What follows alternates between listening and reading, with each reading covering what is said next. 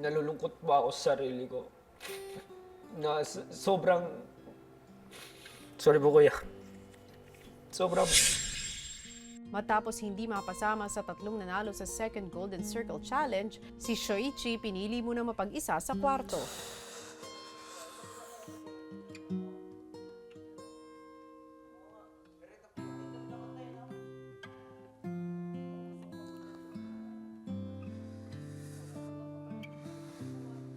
Ilang sandali pa nilapitan siya ni Jem. May 3 slot pa dun, bro. May 3 slot pa dun. Isa dun, sa'yo na yun. Sana. Di sana, sigurado yan. Oh, salamat. Ako nga, di ba? Oh, Kaya, salamat. kaya. Yo. Wala. So, okay lang siya. Bawi ka lang, Sho. Bawi ka lang, Sho. Salamat. Bawi ka lang, Sho. Good luck na talaga, Sho. Salamat, bitch. Bawi ka talaga, Sho. Oh. Sa bigat ng dinaramdam, minabuti ni Shoichi na kausapin si Kuya.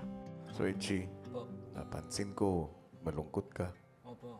Disappointed ka ba? Opo. Ano po, kuya? Gusto ko po pa manatili sa bahay niyo, kuya. Ngayon ko po sukuan.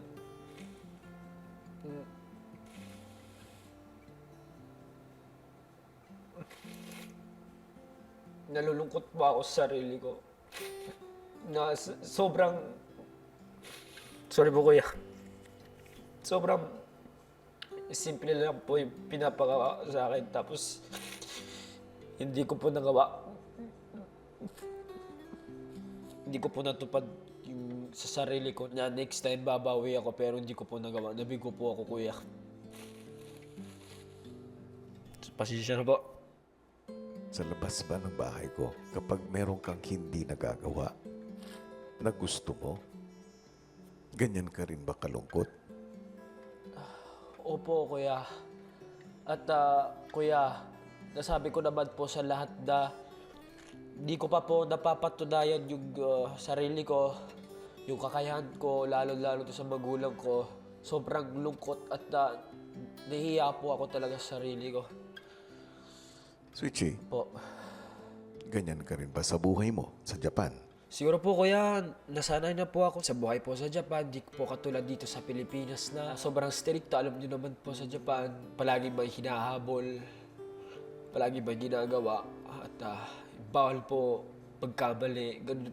Doon na po talaga nasanay.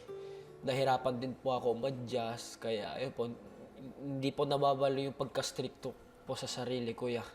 Napapansin ko ngayon, Soichi. Po.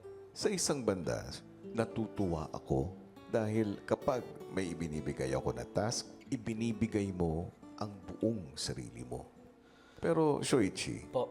gusto kong malaman mo na pagdating sa buhay, lalo na sa outside world, hindi lahat ng ipinapagawa sa atin ay magagawa natin. Opo, kuya. Hindi lahat ng pangarap natin ay maaabot natin. Pero okay lang yun.